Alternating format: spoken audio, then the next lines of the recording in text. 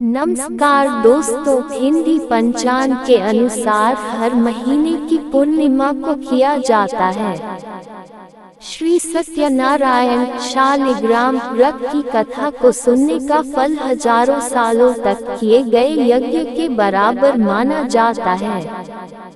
किसी भी शुभ कार्य या मनोकामना पूरी करने हेतु विधि विधान से सत्यनारायण भगवान की पूजा और कथा करवाई जाती है। शास्त्रों के मुताबिक ऐसा माना गया है कि इस कथा को सुनने वाला व्यक्ति व्रत रखता है तो उसे के जीवन के दुखों को श्री हरि विष्णु खुद ही हर लेते हैं। स्कंद पुराण के अनुसार भगवान सत्यनारायण श्री हरि विष्णु का ही दूसरा रूप है और इस कथा की महिमा को भगवान सत्यनारायण ने अपने मुख से देवर्षि नारद को बताया और सुनाया था। सत्यनारायण भगवान की पूजा का बहुत अधिक महत्व होता है। श्री सत्यनारायण व्रत कथा के कुल 5 अध्याय है जिनका श्रवण करने से मनुष्य के सभी कष्ट मिट जाते हैं। श्री गणेशाय नमः। श्रीमन नारायण नारायण नारायण, भज मन नारायण नारायण नारायण, भज मन नारायण नारायण नारायण। श्री सत्यनारायण भगवान की जय। श्री सत्यनारायण भगवान व्रत कथा पहला अध्याय। दोस्तों, कथा सुनने से पहले वीडियो को लाइक जरूर कर दें। दोस्तों, एक समय की बात है, नैमिषारण्य तीर्थ में शनकादि 88,000 ऋषियों ने श्री सूत जी से पूछा, हे प्रभु, इस कलयुग में वेद विद्या रहित मनुष्यों को प्रभु भक्ति किस प्रकार मिल सकती है तथा उनका उद्धार कैसे होगा। हे मुनि श्रेष्ठ, कोई तप बताए जिससे थोड़े समय में ही पुण्य मिले और मनवांछित फल भी मिल जाए। इस प्रकार की कथा सुनने की हम लोग इच्छा रखते हैं। सभी शास्त्रों के ज्ञाता सूत जी बोले, हे वैष्णवों में पूज्य, आप सभी ने प्राणियों के हित की बात पूछी है, इसलिए मैं एक बारे में नारद जी ने लक्ष्मी नारायण जी से पूछा था और लक्ष्मीपति श्री हरि ने नारद जी से कहा था। अब आप भी इसे सुनिए। एक समय की बात है, नारद जी दूसरों के हित की इच्छा लिए अनेकों लोकों में घूमते हुए मृत्यु लोक में जा पहुँचे। यहाँ उन्होंने अनेक योनियों में जन्मे सभी मनुष्यों को अपने कर्मों के अनुसार पीला झलक हुए देखा। उनका दुख देख नारद जी सोचने लगे कि ऐसा क्या किया जाए जिससे निश्चित रूप से मानव के दुखों का अंत हो जाए। इसी विचार पर मनन करते हुए वह विष्णु लोक में गए। वहाँ वह नारायण की स्तुति करने लगे और बोले, हे भगवान, आप अत्यंत शक्ति से संपन्न हैं, निर्गुण स्वरूप, सृष्टि के कारण भक्तों के दुख को दूर करने वाले हैं, आपको मेरा प्रणाम। नारद जी की स्तुति सुन विष्णु भगवान बोले, मुनि श्रेष्ठ, आपके मन में क्या बात है, उसे निसंकोच कहो। इस पर नारद मुनि बोले कि मृत्यु लोक में अनेक योनियों में जन्मे मनुष्य अपने कर्मों के द्वारा अनेकों दुख से दुखी हो रहे हैं। हे प्रभु, आप तो ये बताए कि वो मनुष्य थोड़े प्रयास से ही अपने दुखों से कैसे छुटकारा पा सकते हैं। तब श्री हरि बोले, हे नारद, मनुष्यों की भलाई के लिए तुमने बहुत उत्तम प्रश्न पूछा है। स्वर्ग लोक व मृत्यु लोक दोनों में एक दुर्लभ उत्तम व्रत है जो पुण्य देने वाला है। आज प्रेमवश होकर मैं उसे तुमसे कहता हूँ। श्री सत्यनारायण भगवान का व्रत अच्छी तरह विधान पूर्वक करके मनुष्य तुरंत ही यहाँ सुख भोग कर मरने पर मोक्ष पाता है।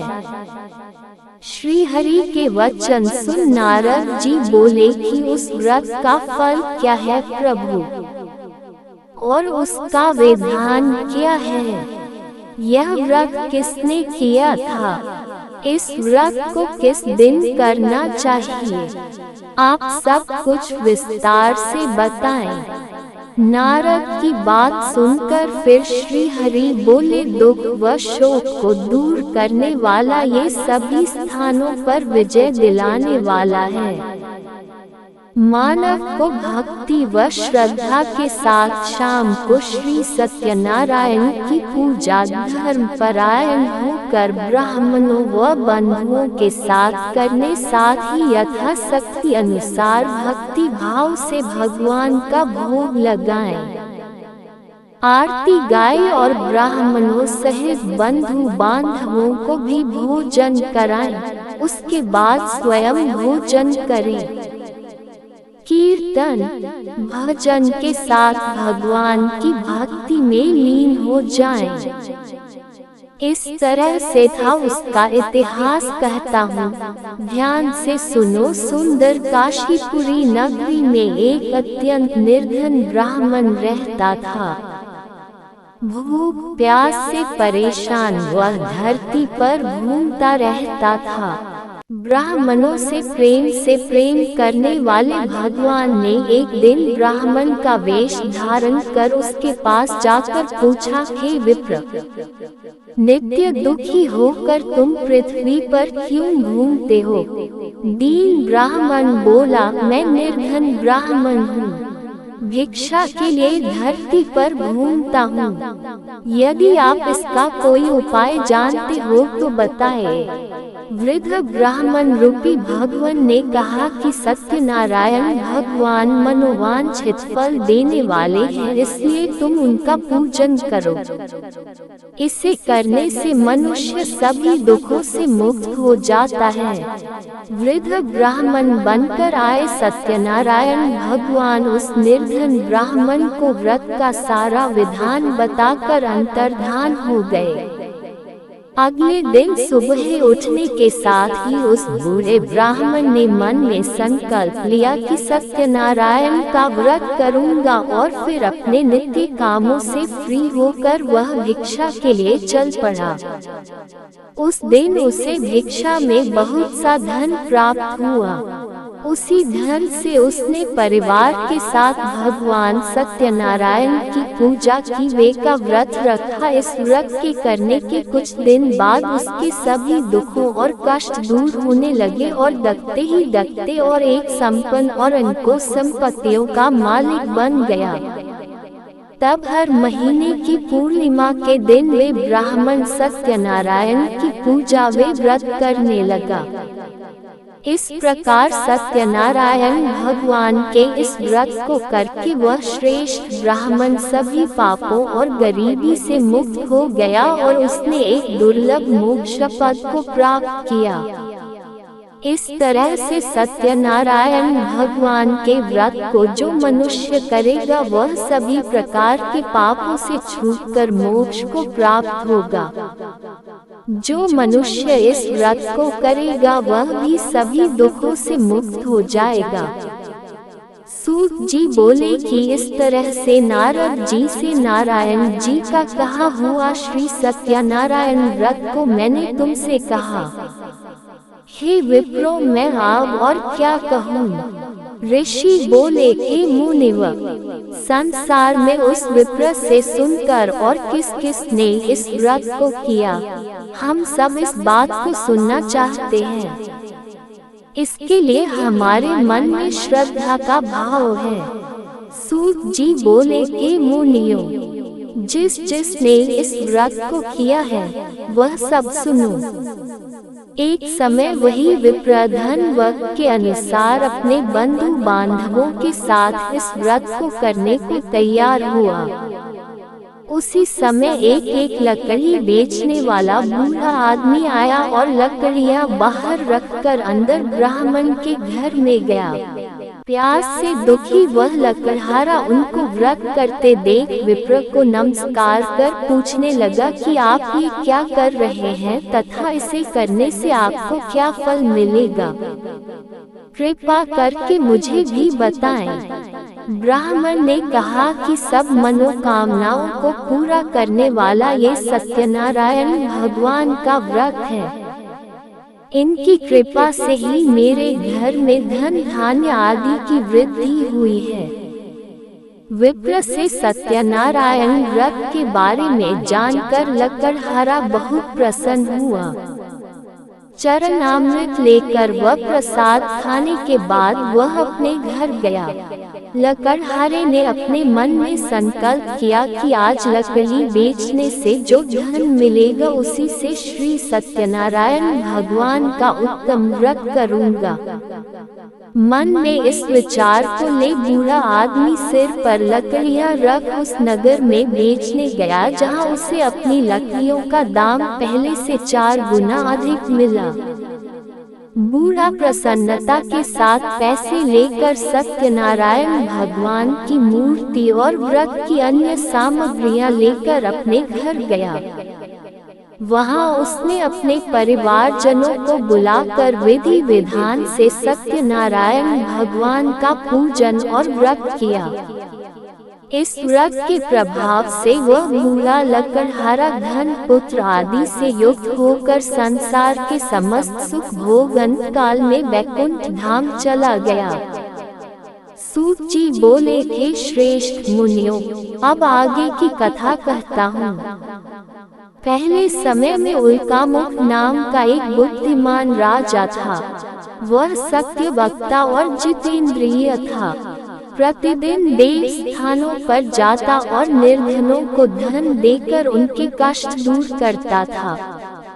उसकी पत्नी कमल के समान मुख वाली तथा सती साध्वी थी।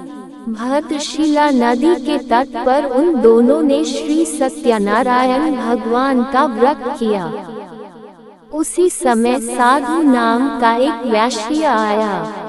उसके पास व्यापार करने के लिए बहुत सा धन भी था।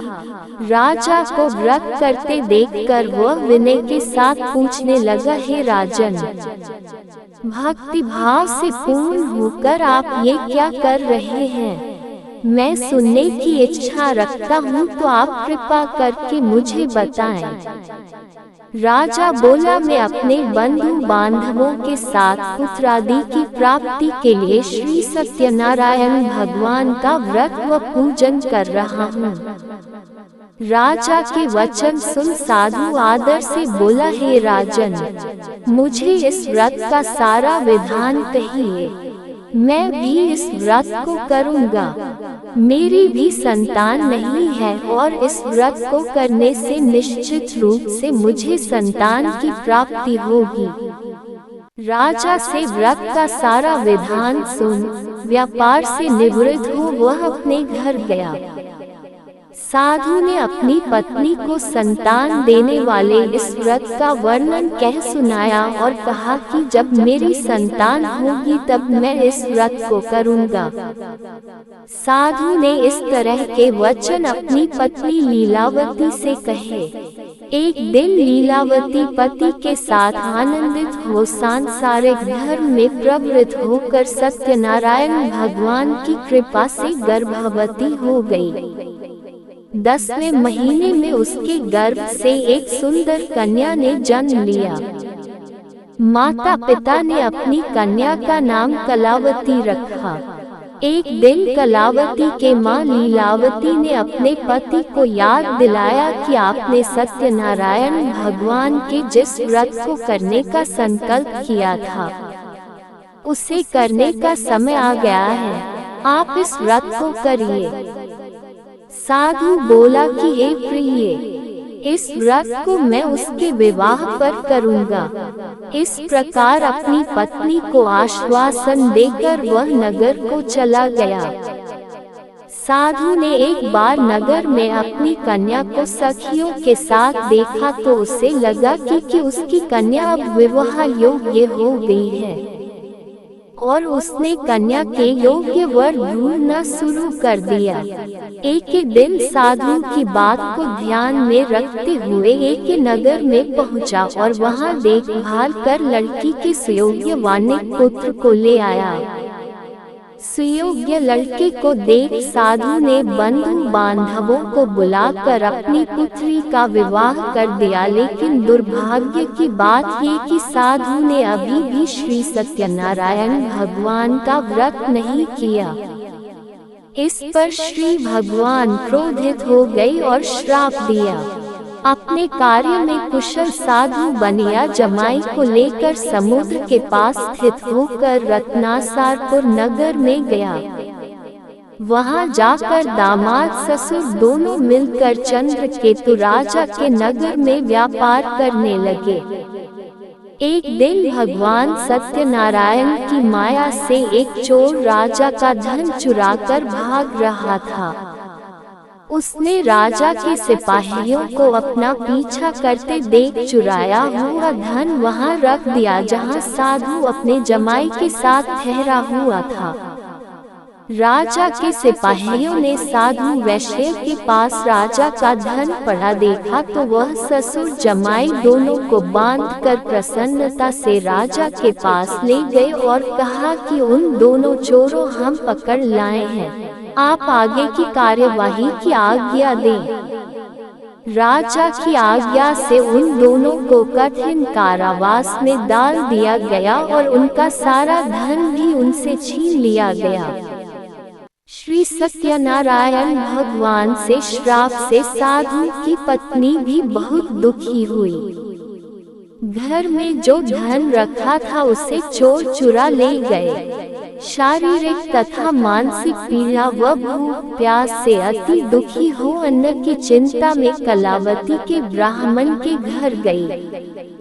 वहां उसने श्री सत्यनारायण भगवान का व्रत होते देखा, फिर कथा भी सुनी व प्रसाद ग्रहण कर वह रात को घर वापस आई। माता के कलावती से पूछा कि ये पुत्री अब तक तुम कहाँ थी, तेरे मन में क्या है? कलावती ने अपनी माता से कहा, हे माता, मैंने एक ब्राह्मण के घर में श्री सत्यनारायण भगवान का व्रत देखा है। कन्या के वचन सुन लीलावती भगवान के पूजन की तैयारी करने लगी।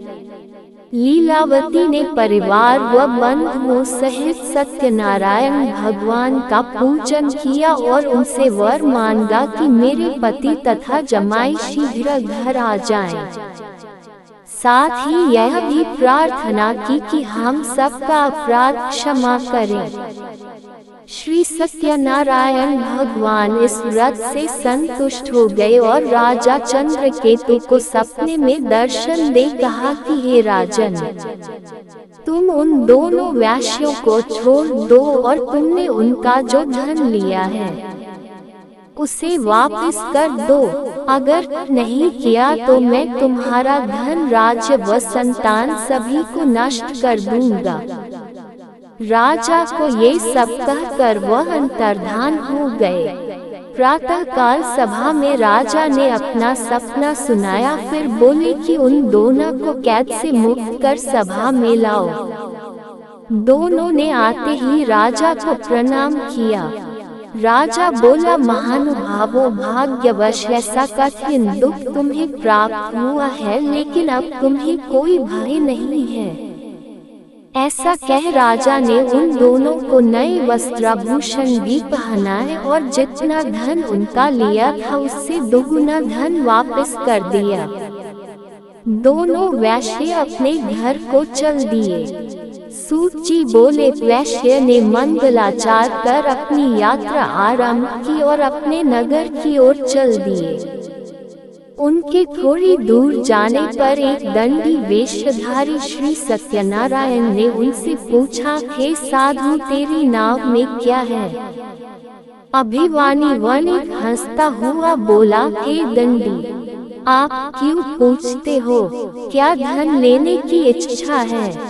मेरी नाव में तो बेल व पत्ते भरे हुए हैं। वैश्य के कठोर वचन सुन भगवान बोले, तुम्हारा वचन सत्य हो। दंडी ऐसे वचन कह वहां से दूर चले गए। कुछ दूर जाकर समुद्र के किनारे बैठ गए। दंडी के जाने के बाद साधु वैश्य ने नित्य क्रिया के पश्चात नाव को ऊंची उठते देखकर अचंभा माना और नाव में बेल पत्ते आदि देख वह मूर्छित हो जमीन पर गिर पड़ा। वापस होश आने पर वह अत्यंत शोक में डूब गया। तब उसका दामाद बोला कि आप शोक न मनाएं, ये दंडी का शाप है, इसलिए हमें उनकी शरण में जाना चाहिए, तभी हमारी मनोकामना पूरी होगी।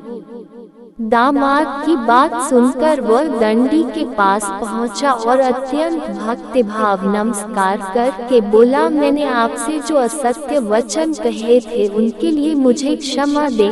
ऐसा कहकर रोने लगा। तब दंडी भगवान बोले, हे वनिक पुत्र, मेरी आज्ञा से बार बार तुम्हें दुख प्राप्त हुआ है, तू मेरी पूजा से विमुख हुआ।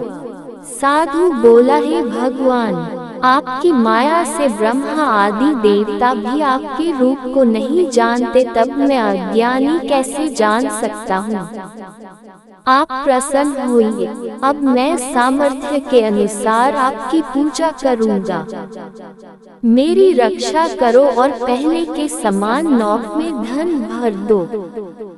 साधु वैश्य के भक्तिपूर्वक वचन सुनकर भगवान प्रसन्न हो गए और उसकी इच्छानुसार वरदान देकर अंतर्धान हो गए। ससुर जमाई दोनों जब नाव पर आए तो नाव धन से भरी हुई मिली। फिर वही अपने अन्य साथियों के साथ सत्यनारायण भगवान का पूजन कर अपने नगर को चल दिए। जब नगर के नजदीक पहुँचे तो दूत को घर पर खबर करने के लिए भेज दिया। दूत साधु की पत्नी को प्रणाम कर कहता है कि मालिक अपने दामाद सहित नगर के निकट आ गए हैं।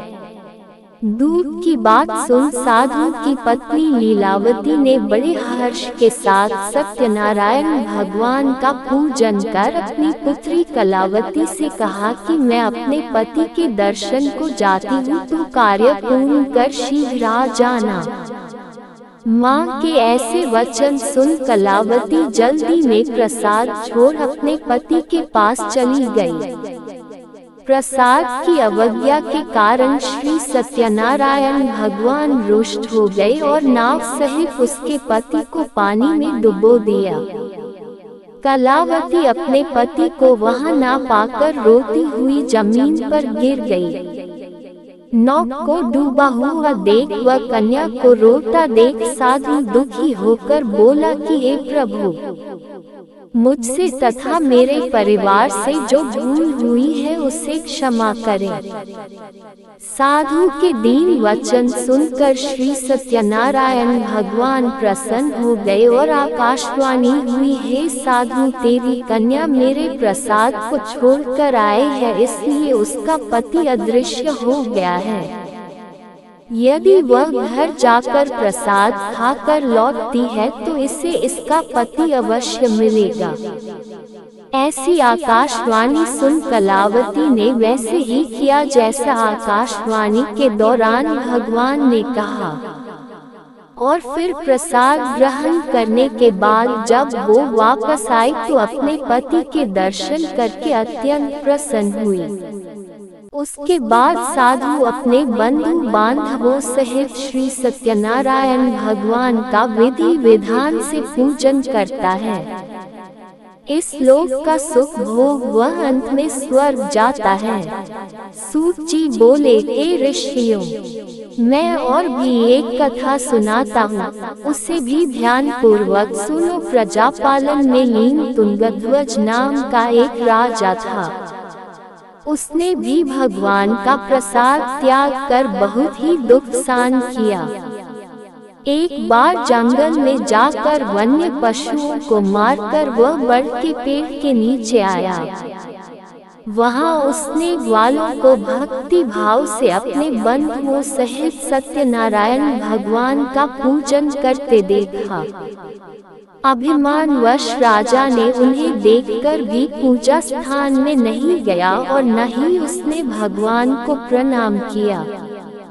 ग्वालों ने राजा को प्रसाद दिया, लेकिन उसने वह प्रसाद नहीं खाया और प्रसाद को वहीं छोड़ वह अपने नगर को चला गया।